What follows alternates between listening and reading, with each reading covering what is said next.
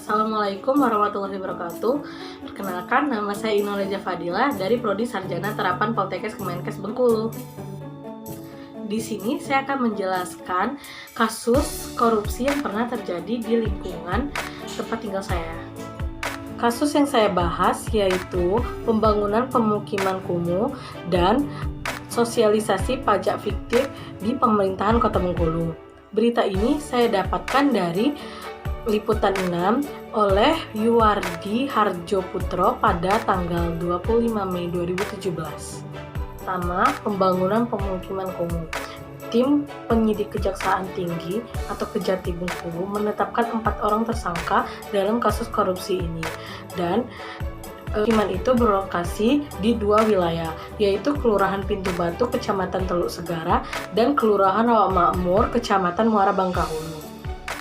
Kejati Bengkulu, Setjun Manulang mengatakan penetapan tersangka dilakukan setelah tim penyidik menginterogasi para saksi secara maraton dan mengumpulkan alat bukti yang akan digunakan untuk menyeret para tersangka ke meja hijau.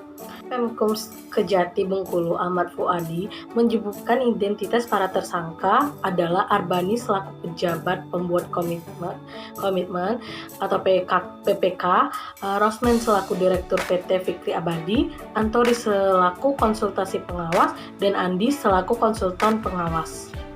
Nilai pekerjaan proyek sebesar 11 miliar berasal dari APBN melalui kegiatan P2BL Bidang Cipta Karya Kementerian PU dan Perumahan Rakyat.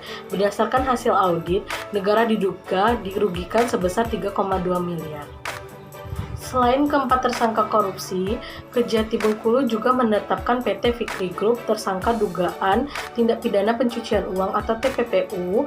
Dakwaan tersebut perusahaan yang bergerak di bidang konstruksi itu akan diajukan ke persidangan secara terpisah karena gugatan dilayangkan secara perdata. Surat pemanggilan segera kita kirimkan kepada para tersangka secepatnya, ujar Fuadi.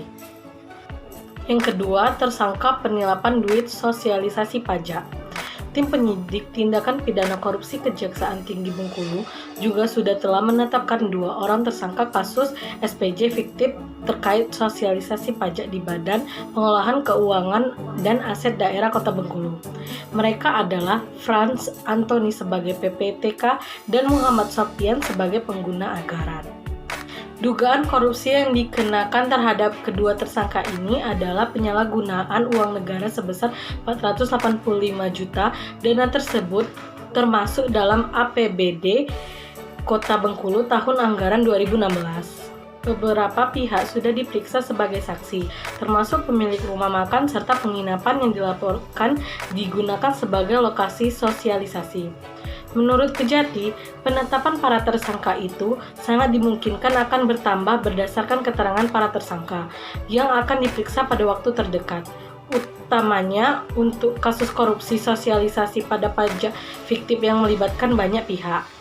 Adapun dampak dari pembangunan pemukiman kumuh, yaitu adanya penurunan kualitas lingkungan fisik maupun sosial pemukiman yang berakibatkan semakinnya rendah mutu lingkungan sebagai tempat tinggal. Dan dampak dari sosialisasi pajak fiktif tadi yaitu penyalahgunaan uang sosialisasi yang tidak dilaksanakan sebagaimana mestinya. Demikian kasus korupsi yang pernah terjadi di lingkungan saya. Wassalamualaikum warahmatullahi wabarakatuh.